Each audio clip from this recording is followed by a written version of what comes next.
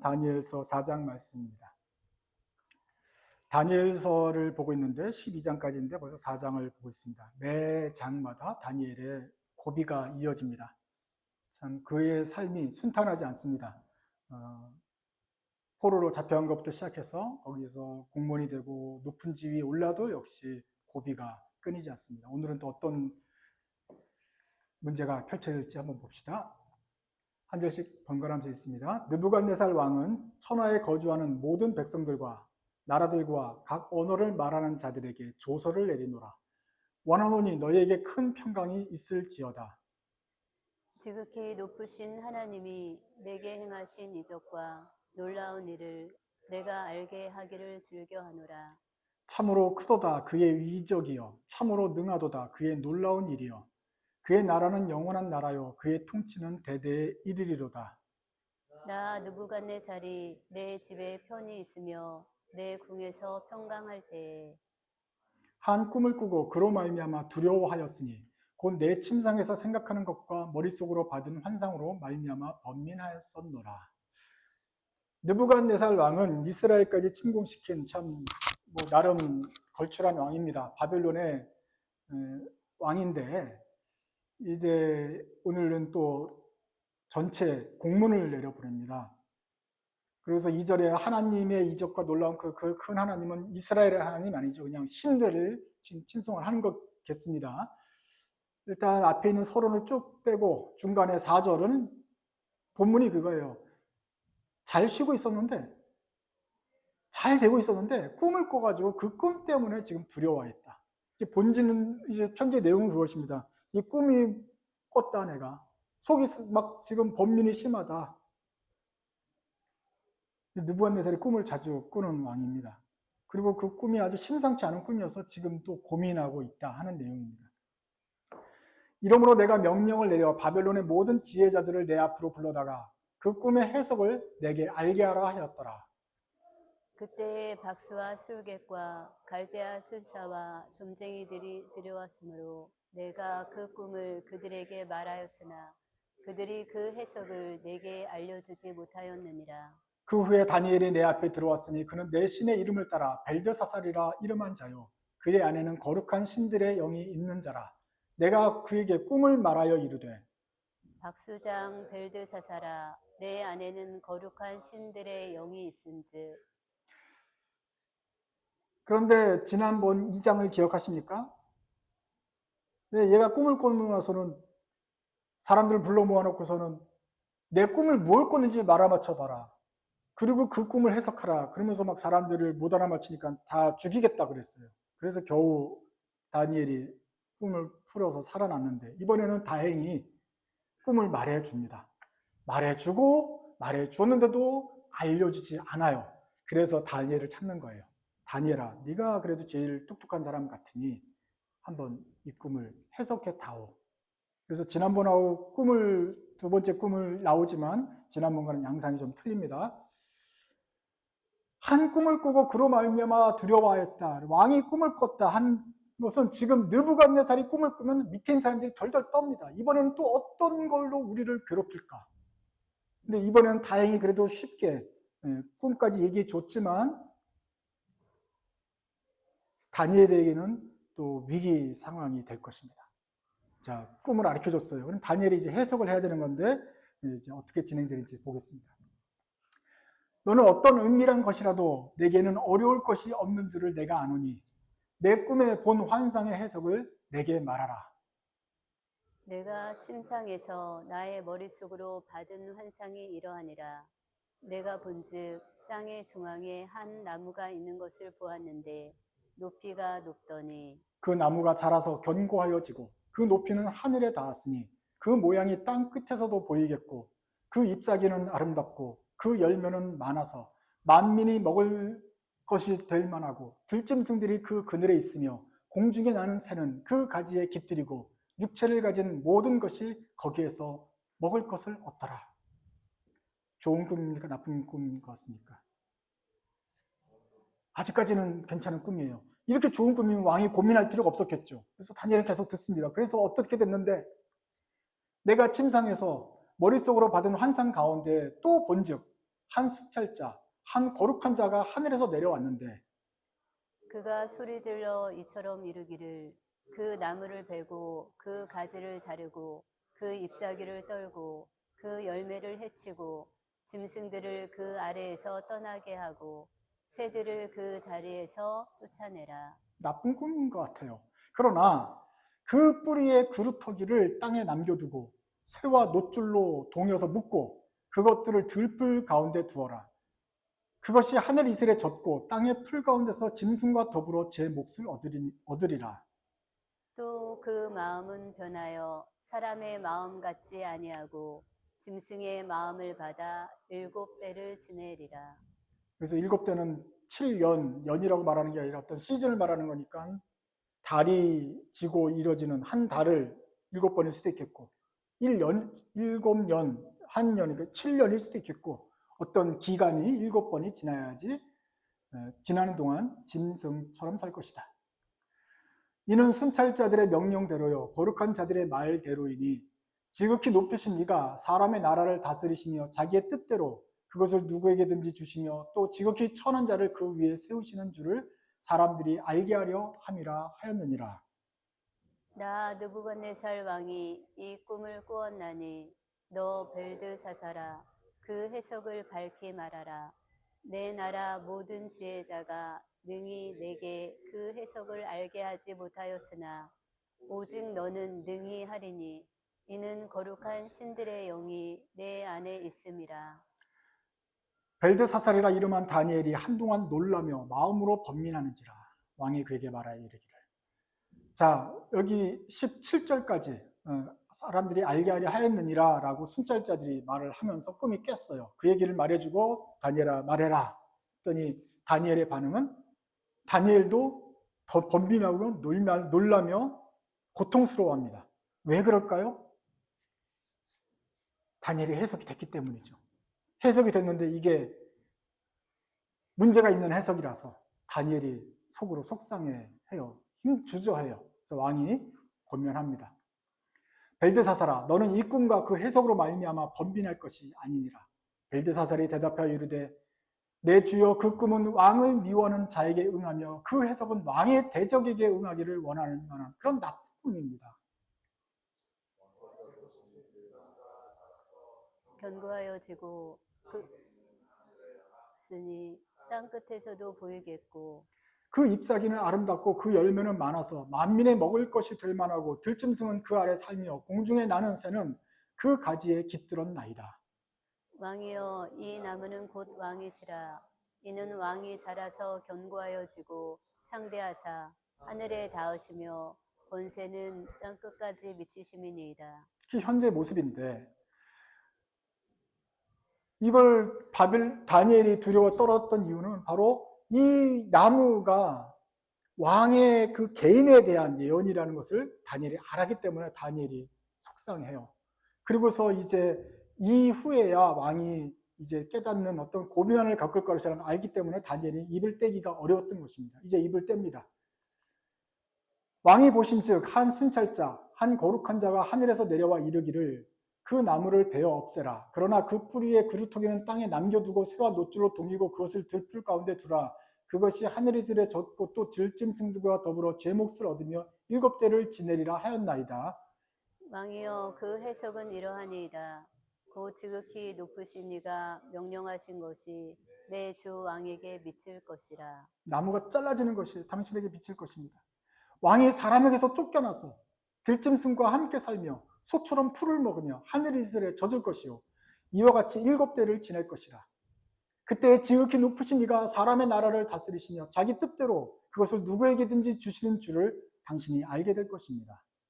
또 그들이 그 나무 뿌리에 그루터기를 남겨두라 하였은즉 하나님이 다스리시는 줄을 왕이 깨달은 후에야 왕의 나라가 견고하리이다. 다 잘라서 파내어버리지 않고 밑둥은 남겨놨다는 것은 이제 그 다음에는 다시 살아나는 기회가 당신에게 있다. 그래서 당신은 다시 회복되어서 하나님이 다스리는 줄을 깨닫게 될 것이다. 그런즉 왕이여 내가 아뢰는 것을 이 꿈 해석을 잘 받으시고 공의를 행함으로써 죄를 사하고 가난한 자를 긍휼히 여김으로써 죄악을 사하소서. 그리하시면 왕의 평안함이 혹시 계속될지도 모릅니다 하니라. 왕이 다니엘이 해석한 것은 나쁜 꿈이라고 해석한 것입니다. 당신은 곧 쫓겨납니다. 가서 아주 7년 동안, 그 7해 동안 너무너무 힘든 삶을 살게 될 것입니다. 고기도 못 먹고 그냥 풀만 먹게 될 것이고 노숙하면서 이슬에 젖을 것입니다. 이것이 너무나 불길했기 때문에 왕한테, 그 제국의 바벨론 제국이 왕 앞에 이 해석을 말하기가 힘든 거예요. 왜 힘들었을까요? 다니엘이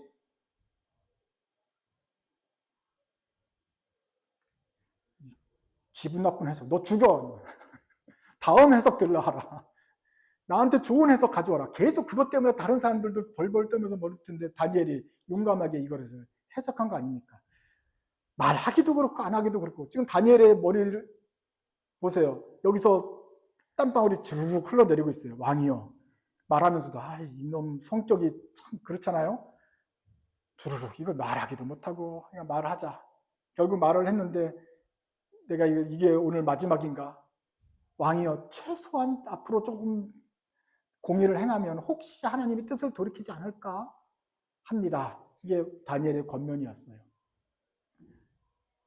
왕은 두 가지로 반응할 수 있습니다.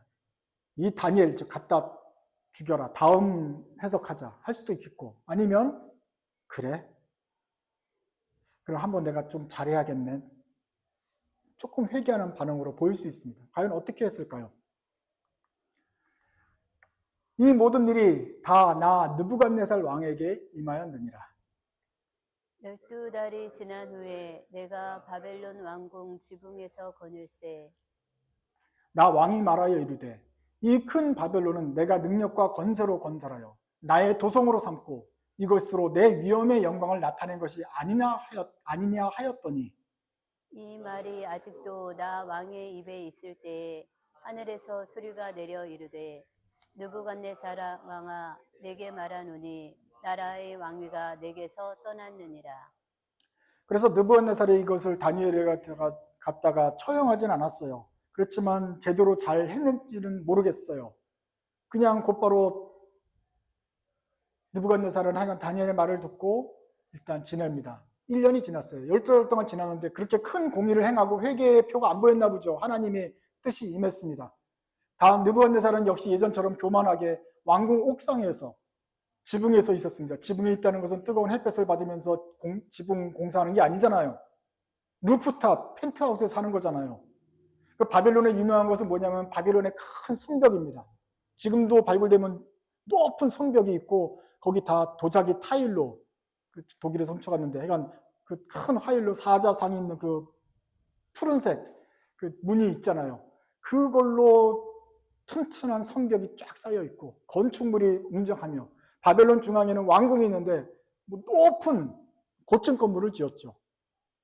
고층 건물을 지었을 뿐만 아니라 그 고층 건물 꼭대기에다가는 정원을 만들었어요. 나무를 심고 밑에서부터 물을 계속 펌프질해서 끌어올려가지고 그 나무를, 숲을 아파트 옥상 위에다가 만들었으니 이거는 인간의 힘으로 만들 수 없는 거다 해가지고 고대의 7대 불가사의란 말이에요. 그래서 왕이 그 루프탑에서 그 자기가 만든 숲을 거닐면서 성벽을 쭉 바라보면서 야, 내가 참 영광스럽지 않냐? 세계의 제국의 왕이니까 이 정도 되는 거 아니야? 하면서 이렇게 교만하고 있었단 말이에요. 그러니까 하나님께서 그때 말합니다. 그 꿈을 꾼 지 12달 지난 다음에 왕위가 너에게서 떠난다 하는 그런 장면입니다. 내가 사람에게서 쫓겨나서 들짐승들과 함께 살면서 소처럼 풀을 먹을 것이요 이와 같이 7대를 지내서 지극히 높으신 이가 사람의 나라를 다스리시며 자기의 뜻대로 그것을 누구에게도 주는지를 알기까지, 깨닫고 좀 겸손해질 때까지 7해 동안 이르리라 하더라. 바로 그때 이 일이 나 느부갓네살에게 응함으로 내가 사람에게 쫓겨나서 소처럼 풀을 먹으며 몸이 하늘 이슬에 젖고 머리털이 독수리 털과 같이 자랐고 손톱은 새 발톱과 같이 되었더라. 그래서 쫓겨났어요. 그리고 나가서는 소처럼 풀을 먹었어요. 제대로 된 집에서 잘 수가 없어요. 위생 상태도 불결해요. 손톱도 안 깎아가지고 막 이렇게 꼬불꼬불 이렇게 돼버렸어요. 그래서 지금 이런 것이 정치적으로 그냥 쿠데타가 일어나서 어떻게 밖으로 돌아다니면서 제대로 고기도 못 먹고 그냥 풀만 먹으면서 자랐다는 것인지, 아니면 이제 전통적인 해석대로 얘가 정신병이 걸려가지고 이 밤만 되면 그냥 방에서 안 자고 막 나가서 그냥 풀 뜯어먹고 막 하는 병이 걸려가지고 사람들이 집안에 가둬놓기 위해서 꽁꽁 묶어놓는 그런 병을 하고 막 더럽게 살고 이런 어떤 정신병에 걸린 건지 모르겠습니다만은, 하여간 그런 이상한 사건에 연루가 되게 되었습니다. 그 기한이 참에 나 느부갓네살이 하늘을 우러러 보았더니, 이제 그제서야 조금 이제 회개하는 마음이 들었나 보죠. 내 총명이 다시 내게로 돌아온지라. 이에 내가 지극히 높으신 이게 감사하며 영생하시는 이를 찬양하고 경배하였나니 그 권세는 영원한 권세요 그 나라는 대대에 이르리로다. 땅의 모든 사람들을 없는 것 같이 여기시며 하늘의 군대에게든지 땅의 사람에게든지 그는 자기 뜻대로 행하시나니 그의 손을 금하든지 혹시 이르기를 내가 무엇을 하느냐고 할 자가 아무도 없도다. 이제 그 겸손함을, 그 교만을 좀 낮추고 하나님이 참으로 왕을 세우기도 하고 벌하기도 하는구나 라고 이제 고백을 합니다. 그게 하나님이 지금 여호와 하나님인지 어떤 건지 모르겠지만 아직 그 느부갓네살이 뭐 회개했거나 기독교인이 됐다는 게 아니잖아요. 그냥 신 앞에 겸손을 하게 된 거예요. 그때 내 총명이 내게로 돌아왔고 또 내 나라의 영광에 대하여서도 내 위엄과 광명이 내게로 돌아왔고 또 나의 모사들과 관원들이 내게 찾아오니 내가 내 나라에서 다시 세움을 받고 또 지극한 위세가 내게 더하였느니라. 그러므로 지금 나 느부갓네살은 하늘의 왕을 찬양하며 칭송하며 경배하노니 그의 일이 다 진실하고 그의 행하심이 의로우심으로 교만하게 행하는 자를 그가 능히 낮추심이라.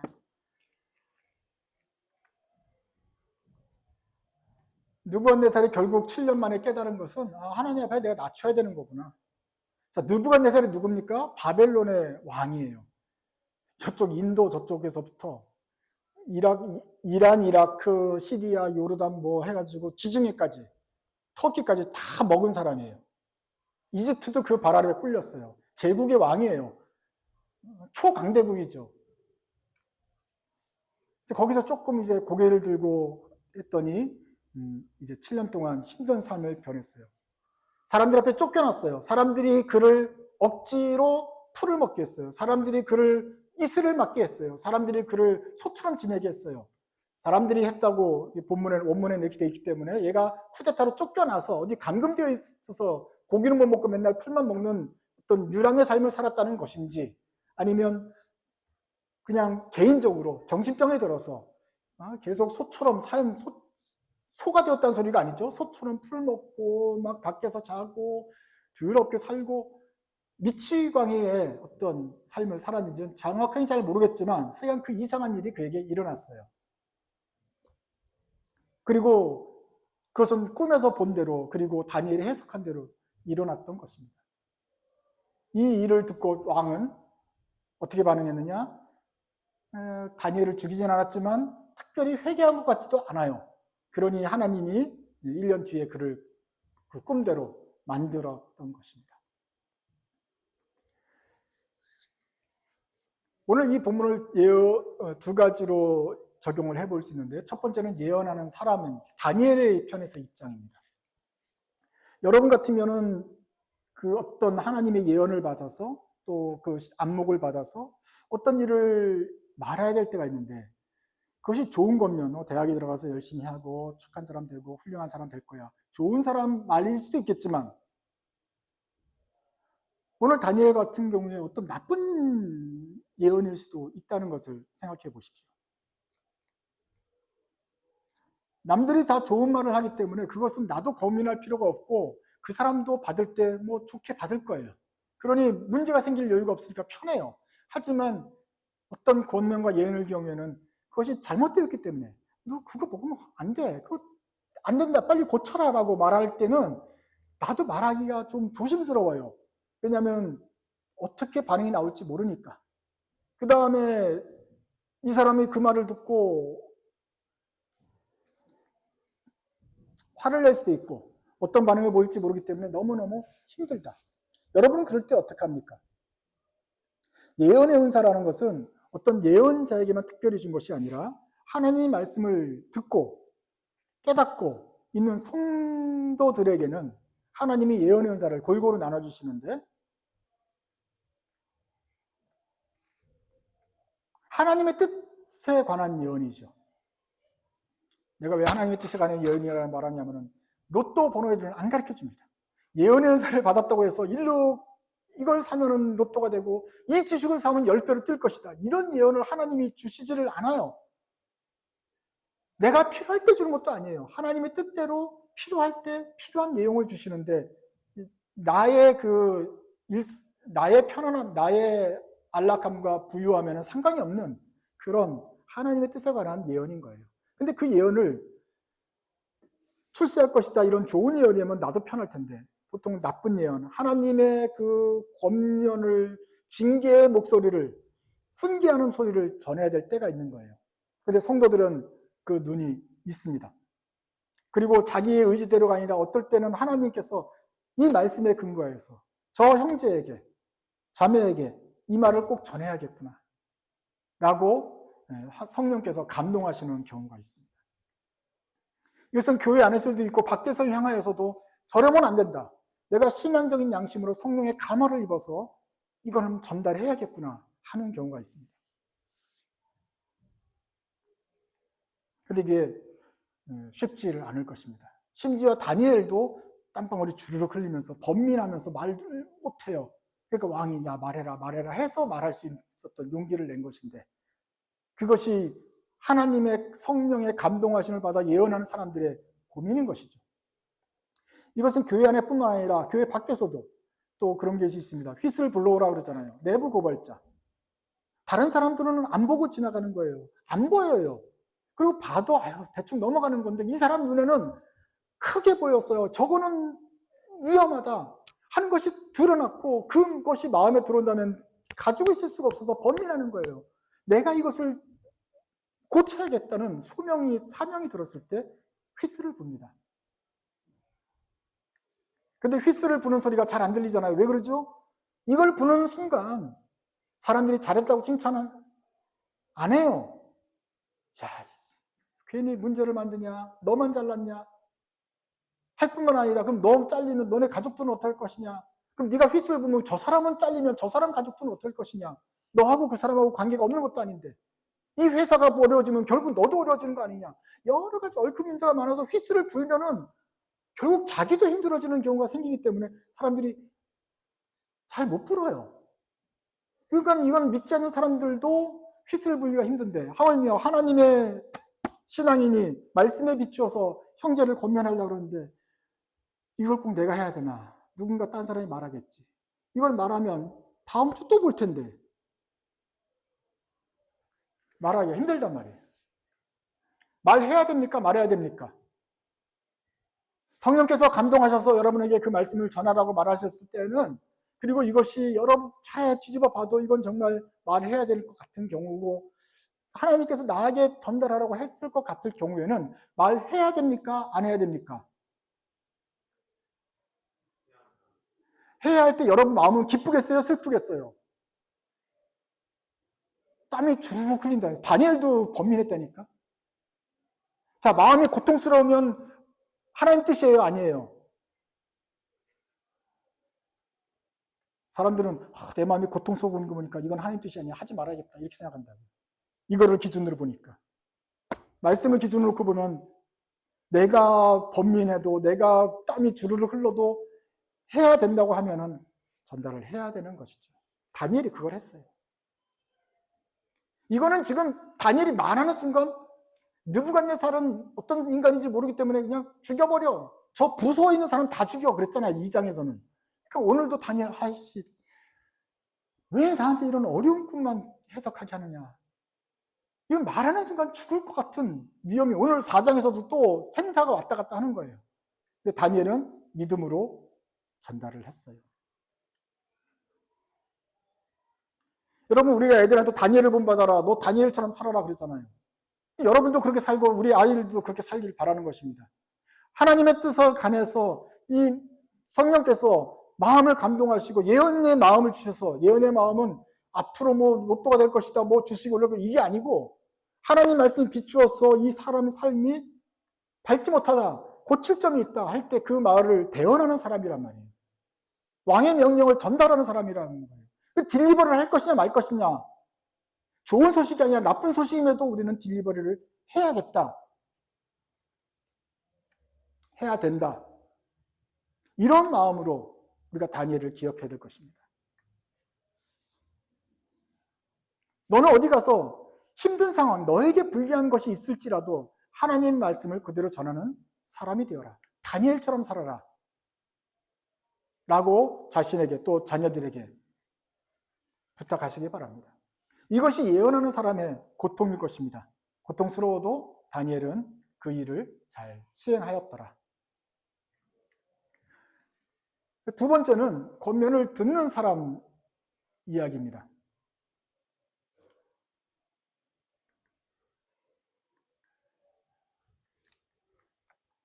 권면을 듣는 사람 이야기입니다. 권면을 들을 때 이제 느부갓네살 입장에서 들을 귀가 있으면 다니엘이 설사 기분 나쁜 말을 했더라 할지라도 그것이 일리가 있고 자기의 잘못이 깨달아지고, 야, 교만하면 안 되겠구나, 내가 제국의 왕이지만 그래도 낮춰야 되지, 신 앞엔 낮춰야 되지 하면서, 그리고 좋은 왕이 되도록 노력해야겠다라고 했으면 그 들을 귀가 있는 것이고, 그것이 없으면, 없고 그냥 다니엘을 죽여라 뭐 이렇게 말했으면 형편이 없는 사람일 텐데, 오늘 느부갓네살은 그 중간이에요. 다니엘은 죽이지도 않고 그렇다고 그렇게 잘 들은 것 같지도 않아서 결국 7년 고생을 했습니다. 우리는 말하는 사람이기도 하지만 또 듣는 사람이기도 해요. 그럴 때 내 귀가 평상시에 열려 있어서 잘 듣느냐. 좋은 소리 형제님 사랑합니다, 축복합니다, 맨날 이런 소리만 하다가 하지 않고, 야 근데 그거는 좀 고쳐야 되지 않겠냐. 하나님의 사람이 진지하게 와서 그 말씀을 하나님 말씀에 빗대어 얘기해서 전달을 했을 때 기분 나빠 하지 않고 듣는 귀가 있어서 잘 듣고 고치는 사람이었느냐, 아니면 느부갓네살처럼 7년 동안 경험한 다음에야 나와서 고칠 것인가 하는 그런 선택이 우리에게 있겠지요. 목사는 그런 면에서 목회적인 권면을 할 수 있는 하는 위치에 있습니다. 평상시에 여러분들하고 제가 뭐 잘 좋죠, 친하게 먹고 잘 지낼 수 있는데 중대한 말을 해야 될 경우가 있어요. 그 말을 언제 한번 단둘이 좀 얘기 좀 합시다 라고 이제 가서 이제 얘기를 하면 그 말을 듣고 회개하는 분이 있어요. 그 말하면 들을 귀가 있는 분이죠. 아직 그렇게까지 나쁜 상태는 아닌 것이죠. 그렇지만 그 말을 들을 때는 기분이 나빠요. 얼굴이 창피해져요. 울그락불그락 할 수 있어요. 나쁜 말이니까. 잘못했다고 하는 거니까. 아무리 부드럽게 말해도 틀린 건 틀린 거니까 기분이 좋을 리가 없어요. 말하는 사람도 힘들어요. 그런데 들을 귀가 있는 사람들은 그걸 통해서 회개하고 거룩해지고 땅이 더 단단해지는 것처럼, 비 온 다음에 단단해지는 것처럼 믿음이 더 한층 자라게 되는 경우가 있는 것입니다. 이것이 목회적 권면의 효용이에요. 착한 말만 하고 잘한다, 격려만 해가지고 잘하는 것이 아니라, 야, 이 부분은 너 고쳐야 됩니다, 고쳐야 됩니다, 하나님의 말씀을 이걸 고쳐야지 됩니다 라고 말할 때 고치면 더 성장하게 되는 것이죠. 처음에 들을 때는 귀가 아파요. 너무 속상해요. 하지만 그 말씀을 좋은 권면을 생각하고 받으면 좋겠다. 그러면 그것이 뭡니까? 영혼에 도움이 되어서 성장하게 된다. 볼륨을 조금만 낮춰주세요. 제가 이제 돌이켜보니 벌써 30년이 되었습니다. 그래서 신학교 가서 전도사 되고 설교를 한 지가 이제 올해 말로 내년 초로 30년이 되는데, 볼륨 조금만 좀 키워주셔야겠어요. 30년이 되는데 그 30년 목회 기간, 짧지 않은 기간 동안에 한 서너 번 정도 이렇게 중대한 목회적인 권면을 할 기회가 있었어요.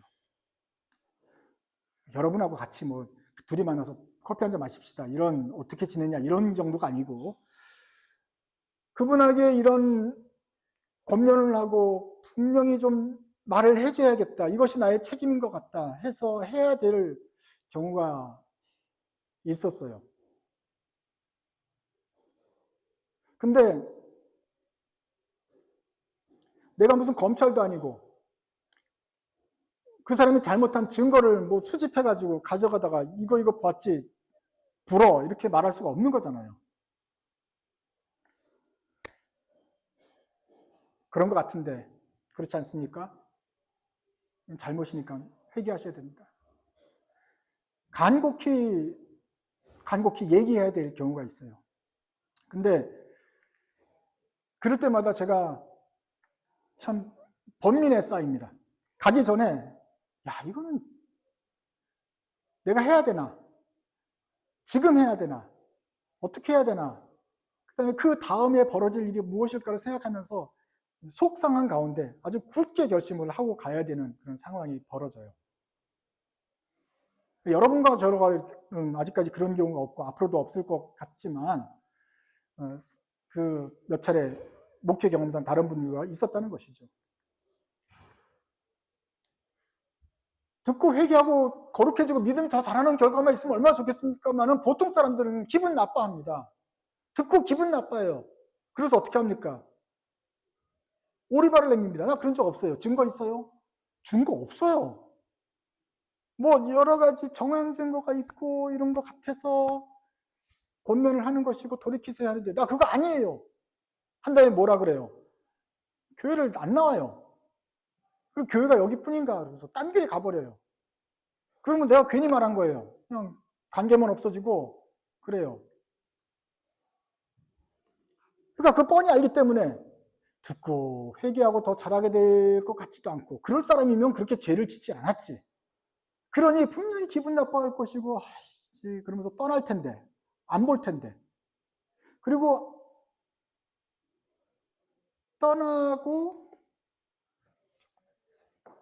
떠나지 않은 경우도 있다고 할지라도 그 다음부터 제 얼굴을 계속 볼 수 있겠어요?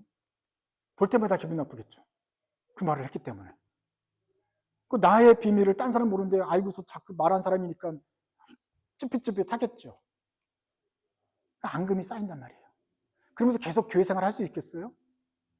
당장 떠나는 거 아니어도 한 1년쯤 있으면 그냥 슬그머니 떠난다고요. 그러니까 결국은 떠나는 거예요. 기분 나쁜 사람은 안 보게 되는 거예요. 신앙을 떠나진 않고 다른 교회를 가겠죠. 하지만 이 교회는 저 사람하고는 내가 있기가 힘들게 되는 거예요. 좀 껄끄러워요. 그래서 진짜 중대한 비밀을 밝히고 권면할 경우는 저는 이번은 떠나겠구나. 회개하고 떠났는지 아니면 그냥 기분 나빠서 떠나는지가 있을 뿐 쉽지 않겠구나. 그걸 생각하니 전달하기가 힘든 거예요. 그러니 고민하고 번민합니다. 근데 제일 나쁜 거는 뭐냐면은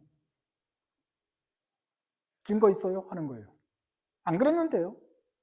분명히 그랬으니까 내가 고민하고 그랬지. 분명히 그랬는데 오리발을 내밀면 뭐 내가 어떻게 뭐 입증을 할 수가 없어요. 입증할 수 없는 상황에서 떠나게 되는 거예요. 이 사람은 회개도 안 하고 계속 오리발을 내민 상태에 떠나는 거고, 이 사람은 잘못했어요. 근데 기분이 나빠서 떠나. 이 사람은 잘못했어요. 회개하고 싶어요. 한동안 머쓱하지만 거룩해지고 믿음이 더 자랐지만 결국은 앙금이 쌓인 게 있어가지고 이게 뭔가 껄끄러우니까 결국 떠나게 돼요. 무슨 말이냐면 결국 떠나게 되더라고요. 도윤아, 미안하다. 철수야, 너 그러면 안 돼. 너 그건 정말 큰 죄야.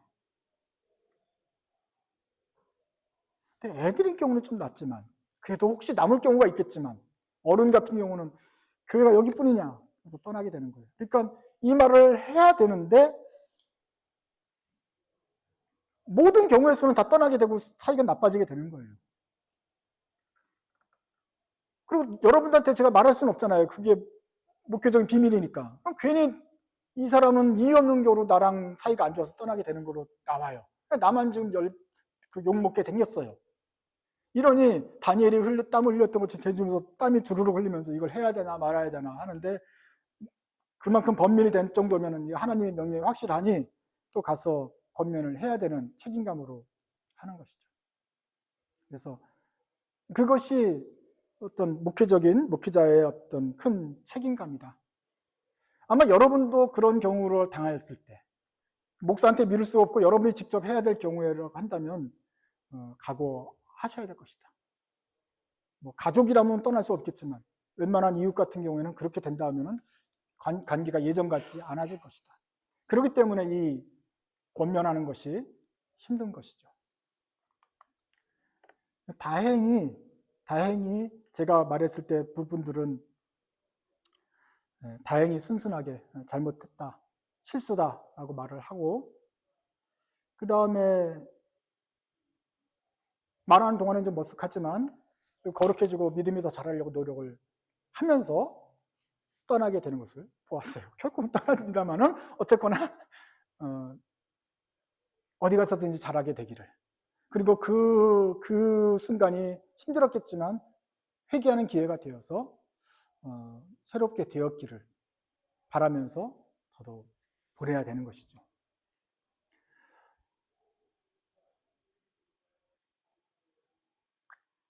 그러지 않고 그냥 그만 아무 말도 안 하고 우리끼리 그냥 좋게 지나다 한다면 사도 바울이 말한 것처럼 누룩이 한가운데 있어서 계속 점점 퍼져서 온 공동체가 더 망하는 그런 결과가 나오기 때문에 우리는 반드시 말을 해야 된다 하는 그런 목회자의 고민이 있었습니다. 이럴 때 우리는 어떤 선택을 해야 될까요? 어차피 떠날 거면 그냥 하나님께서 직접 그 사람에게 말하기도록 기다려주면서 그냥 이렇게 내버려 두면 나는 편하고 좋을 것 같지만 그것이 주님께서 맡겨주신 일이 아니기 때문에 말하라고 한 것이기 때문에 가르치고 권면하게 된다 하는 것입니다. 우리의 단 하나의 소망 그리고 기대하는 것은 들을 게 있는 자는 듣게 될 것이다. 요한계시록 2장에서 3장에서 7교회에게 하나님께서 각 교회에서 말씀을 하시면서 칭찬과 권명과 약속을 다 주시면서 말해요. 그러면서 결론을 이렇게 냅니다. 귀 있는 자는 성령이 교회들에게 하시는 말씀을 들을지어다. 에베소 교회, 서머나 교회, 빌라델피아 교회 말씀을 다 전했지만 그 모든 사람들이 이 말씀을 다 듣고 회개하고 새로워지는 것이 아니라 귀 있는 사람들만 듣고 새로워지고 하나님의 기대에 부응하는 교회가 되어간다. 그런데 하나님께서 택하신 사람들은 귀가 열려 있어서 하나님께서 전해주는 이 말씀을 듣고 아프지만 회개하고 돌이키게 될 것이다. 느부갓네살이 악한 왕이었어도 그래도 다니엘을 당장 죽이지 않고 그래 고민하고 있다가 그걸 깨달았고 나중에야 조금 겸손해진 것처럼 어쨌거나 들을 길을 갖게 되기를 기대하는 것입니다. 사람을 변화시켜서는 사람의 권면이 아니라 또 어떤 상황이 또 오래 참음으로 시간을 끌므로써 되는 것이 아니라 하나님께서 그의 사람을 변화시킬 것을 믿고 우리에게 준 사명이 말하는 것이라면 우리는 예는 예, 아니오는 아니오라고 가서 전달을 할 것이며 전달할 때 이 말을 하면서 내가 죽게 될 것인가 아니면 저 사람이 떠나게 될 것인가 나에게 오는 모든 그 불이익을 생각하지 않고 하나님의 사자로서의 책임을 다 한다면 그리고 그 사람이 들을 귀가 있는 사람이라면 듣고 회개하게 될 것이다. 하나님의 뜻이 이루어지게 될 것이다 라는 것을 믿고 우리는 전달하는 사자의 역할을 하게 될 것입니다. 여러분 앞에도 이러한 예언의 말씀이 있을 수가 있습니다. 하나님께서 여러분의 눈을 밝히 보여주셨다는 것은 그것은 여러분에게 주신 소명입니다. 물론 교회는 절차가 있고 그래서 일단 장로님들한테 또 목사님한테 지도부에게 얘기를 해서 함께 풀어나가는 법도 있지만 어쩌면 여러분의 범위 안에서 여러분에게만 주는 그 숙제가 있을 수 있단 말이에요. 그렇다고 한다면 고민하고 분별한 다음에 이것이 주님의 뜻이 확실하고 할 때에는 공적인 데는 휘슬을 불고 개인적일 때는 또 담대히 나아가서 말씀을 그렇게 최선을 다해 전하고 오로지 나머지 그 결과는 하나님께 맡겨야 될 것입니다. 들을 끼는 자는 들을 것이고 못 듣는 자는 하나님의 판단이 원래 옳았던 것이죠. 그리고 주님께서는 끝끝내 그 사람의 마음을 변화시켜서 겸손하게 만드실 것이다. 그것이 소처럼 불을 뜯고 이슬을 맞아서 꽁꽁 묶인 상태가 되는 어떤 그 괴로움의 결과가 있을지는 모르겠지만 결과적으로 하나님은 높임을 받으시고 그에게 겸손을 찾게 할 것이다 하는 것을 믿어야 됩니다. 여기 안에 하나님의 은혜가 있었습니다. 그 어려운 말을 할 때도 다니엘의 목숨을 잃지 않고 넘어갔습니다. 하나님께서 그 느부갓네살 왕에게 순한 마음을 주셔서 다니엘을 죽지 않게 했고 느부갓네살이 끝까지 회개하지 않은 것처럼 보이지만 않았지만 그러나 하나님께서는 강제적으로라도 느부갓네살의 왕의 마음을 낮추시면서 더 좋은 왕이 되도록 만드셨습니다. 하나님께서 주의 일을 이루시는데 다니엘이 쓰임을 받았습니다. 이번에 쓰임을 받은 것은 큰 어떤 높은 일을 말하는 것이 아니라 왕에게 쓴소리를 하는 역할이 주어졌고 다니엘은 그 일을 회피하지 않았습니다. 우리에게도 주어진 그런 사명이 있을 것입니다. 이것은 하나님의 사자, 하나님의 백성, 아들들에게 주어진 다 은사들입니다. 그런 은사가 주어졌고 주님의 부탁이 있을 때는 분별하여서 또 주님의 일을 담대하게 수용하시기 바랍니다. 주님의 약속입니다. 들을 귀 있는 자는 반드시 듣게 될 것입니다. 이 말씀을 믿고 여러분들은 담대하게 주님의 명령을 전달하는 사자가 되십시오. 기도하겠습니다. 하나님 아버지, 주의 성령을 우리 사랑하는 주의 자녀들에게 골고루 나누어 주심을 감사합니다. 어떤 특별한 사람만이 주의 은사, 예언을 받는 것이 아니고 어떤 특별한 사람만이 신유의 은사, 하나님의 그 인사들을 독점하는 것이 아니고 모든 성도들에게 골고루 때 맞춰서 적당히 나눠주신 것을 믿고 감사합니다. 주님, 그러나 저희가 받은 하나님의 은사를 쓸 때 저의 일신의 행복을 위해서만 쓰지 않게 하시고 하나님의 은사를 가지고 주의 일을 할 때 저의 일신의 안락함과 또 행복을 위해서만 쓰지 않도록 도와주십시오. 비록 그것이 우리에게 힘든 일이고 가시밭길처럼 보일지라도 믿음으로 주의 일을 행하는 주의 일꾼 되게 하십시오. 주의 사자가 되도록 도와주십시오. 신실하게 하나님께 들은 말씀을 그대로 전하는 주의 제자 되게 하여 주십시오. 주님께서 저희에게 기다리는 것이 무엇입니까? 은사를 주신 이유가 무엇입니까? 다른 어떤 것을 생각하지 말고 주님 하늘에 있는 왕의 말을 겸손하게 그리고 경외함으로 잘 전달하는 것이 아닙니까? 이 사명을 잘 감당할 수 있도록 도와주십시오. 날마다 저희가 말씀을 해서 깨어있게 하여 주시고 성령 안에서 깨어있어서 하나님 말씀을 잘 분별하고 이웃들을 사랑하는 마음으로 주님의 일을 잘 감당하고 말씀을 전하는 주의 백성 되게 하여 주옵소서. 들을 귀 있는 자는 들을 것입니다. 모든 결과를 주님께 맡깁니다. 주님께서 영광 받으실 줄을 믿습니다. 이 믿음 변하지 않도록 도와주옵소서. 주님께서 영광 받으시길 바라며 예수님 이름으로 기도드립니다. 아멘.